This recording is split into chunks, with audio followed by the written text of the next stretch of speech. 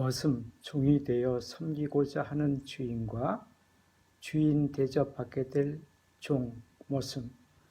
오늘은 루카복음서 12장 32절부터 48절을 읽고 묵상하고 나누고자 합니다. 그중 37절에 나오는 말씀에 중점을 두고자 합니다. 내가 진실로 너에게 말한다. 주인은 띠를 메고 끼어있는 종들을 식탁에 앉게 한 다음 그들 곁으로 가서 시중을 들 것이다. 주인된 사람이 종이 되어 시중을 든다. 이 말씀 어떻게 생각하시나요?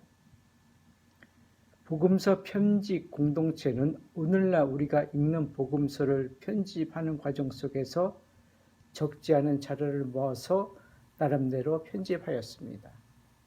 그래서 각 복음서들은 한 사건을 기록하면서 각기 다른 관점과 편집 원칙이 있어 복음서에 따라 차이와 다름을 보이고 있는 것입니다. 깨어 있어라 라는 내용은 마르코 복음서, 마태오 복음서에도 나오지만 루카 복음서 12장 30절은 다른 복음서에 없는 기절을 오늘 복음서에서 소개하고 있습니다. 복음서에 나오는 주인은 깨어있는 종들을 위하여 식탁에 앉게 한 다음 종들 곁으로 가서 시중을 든다는 것입니다. 그 주인은 혼인잔치에서 돌아오는 주인이며 그 주인은 바로 사람의 아들이라는 말씀입니다. 하느님의 아들님이신 예수님께서 인간이 되셨다라는 표현이 있습니다. 사도 바오로께서는 필리핀들에게 보낸 편지 2장 7절에서 인간이 되셨다는 말에서 고대 그리스어 케노시스라는 말을 사용하셨습니다. 케노시스는 자기 비움이란 뜻입니다. 예수님께서 하느님 아버지와 본질이 같은 분이셨지만 당신 것을 다 내어놓고 종의 신분을 취하신 것입니다. 중세 라틴어로 번역하는 과정 속에서 이를 인카르나시오라고 했는데 이 말은 수동적으로 사람이 되셨다는 뜻입니다. 우리말로 바꾸는 과정 속에서 성육신 또는 육화, 수동의 뜻 없이 번역했습니다. 그런데 뜻글로 강생 성인 즉 내려오시어 사신이 사람이 되셨다라 합니다. 뜻글은 예수님께서 사람들과 더불어 사시면서 사람이 되심을 뜻합니다. 지난번 말씀드린 바 예수님께서 기도를 가르쳐달라는 제자의 부탁으로 기도를 가르쳐 주셨는데 우리의 아버지, 아버지 당신께서는 하늘에 계시는군요 라고 하였습니다. 이 문장에서 호라는 글자로 감탄문이라 말씀드렸고 문적으로는 제한적 용법이 아니라 설술적 용법입니다. 쉽게 말씀드리자면 먼 산에 보이는 나무를 보고 산에 나무가 있구나 라는 서술적 용법의 표현이고 산에 있는 나무는 제한적 용법의 표현으로 그 느낌과 뜻이 달라집니다. 서술적 용법과 제한적 용법의 차이는 여러 가지 단어나 쉼표 등에 따라 달라집니다. 쉼표는 반점, 공지점, 콤마 등 다양하게 불리웁니다.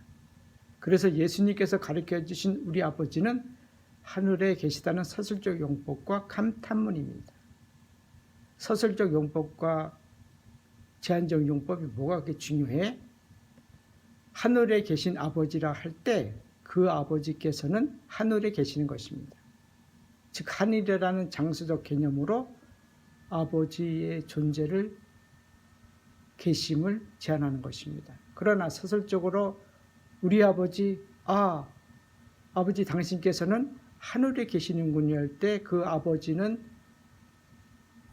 제한적 용법에서 떠나는 것입니다. 이러한 차이는 우리가 성당이나 예배당에서 하나님 아버지를 만날 수 있다는 그런 생각과 하나님 아버지께서는 어디에 또 계시다는 그런 생각과 큰 차이를 이루고 있습니다.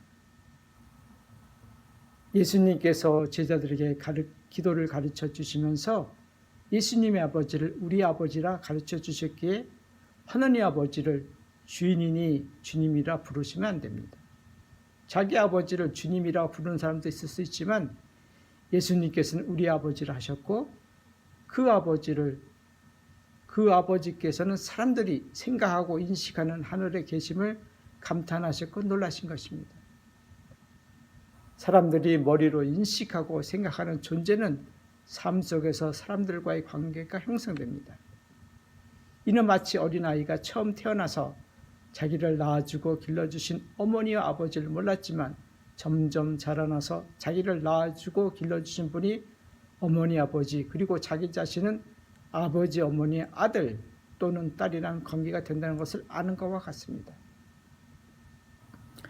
이냐쇼 성인께서는 묵상 중 삼위일체 하나님께서는 세 현이 동시에 울리는 소리로 들으셨다고 말씀드렸는데 성자 예수님께서 사람이 되신 신비를 성자 예수님께서 겸손되이 성부 아버지께 청하여 사람이 되심을 신비 중에 깨달으셨습니다. 오늘 루카복음서에서 예수님께서는 깨어있는 종들을 위하여 스스로 종이 되시어 왜 종 모습들에게 시중 드시려는 걸까요? 질문을 다시 드리겠습니다. 여러분들이 깨어있는 종이 되어 예수님께서 여러분들을 식탁에 앉게 하고 시중을 드신다면 그 기분은 어떨 것 같아요? 저는 수도에 있었을 때 가끔 다른 공동체 원장들이나 장상들이 식탁에서 띠를 두르지는 않았지만 그분들이 저에게 시중을 들고 저는 시중을 받았던 경험이 있습니다. 그때 제 기분이 묘했습니다. 수도회를 떠나 시간이 흘러 입회 동기들을 찾아가 수도원에서 식사한 적이 있는데 식사 자리에서 입회 동기들이면 친구인 사람들이 저에게 과일도 깎아주고 눈에 보이게 시중을 들었는데 그때는 묘한 기분이 아니었습니다. 왜냐하면 수도 안에 있던 밖에 있던 그 입회 동기와 친구는 벗이요 친구이기 때문입니다. 요한복음서 편집자들은 예수님께서 우리를 더 이상 종이 아니라 친구라 벗이라 부르겠다고 하셨습니다. 예수님께서 벗을 위하여 우리를 식탁에 앉게 하고 벗을 위하여 시중을 드신다면 기쁨이 모아지는 않을 겁니다. 역사적으로 로마의 황제들이 그리고 중세 왕들이나 제후들이 예수님 자리를 차지하고 하나님과 같은 자리 또는 더 높은 자리에 앉아 사람들을 종이나 머슴이나 노예로 부렸습니다. 우리말에서 님이라 붙여 상대방을 높이는 말이 있습니다. 황제님 또는 왕님, 제후님이라고 불러보세요. 어색하시죠? 그러나 예수님 또는 하나님 아버지, 아버지 하나님이라 불러보세요. 뭔가 정겹고 예수님이나 하나님 아버지를 존경하는 마음이 있지 않으세요? 그런데 황제님, 왕님, 제후님, 대통령님이라 부르면 예수님이라 부르고 아버지 하나님이라 부르는 그 느낌과는 다름이 있지요. 신앙생활 하시면서 종이니 주인이니 이런 말들보다는 예수님께 가르쳐 주신 하나님을 우리의 아버지라 부르시고 예수님을 주님, 주인이라는 상하 수직적 관계보다는 수평적 관계인 번님이라고 부르시면 좋을 듯합니다. 저는 개인적으로 30일 침묵 피정 중에 만난 예수님께서는 바람이 불고 풍랑이 일렁거리는 물에 빠져 제가 허우적거릴 때 저를 물에서 건져 등에 업고 가시는 예수님을 체험했습니다. 어려서 세 분 형님께서 또는 네 분 누님들 등에 업힌 경험이 있어서인지 저에게 예수님께서는 법보다는 저를 등에 업으신 형님, 누님 같으신 느낌입니다. 성경을 통하여 또는 기도를 통하여 삶 속에서 성령께서 만나게 해주신 예수님과 남이 가르쳐준 인위적 관계보다는 개인적인 관계를 맺으시고 다시 예수님을 만나실 때까지 이 땅 지금 하나님 나라에서 행복하게 기쁘게 사셨으면 합니다. 고맙습니다.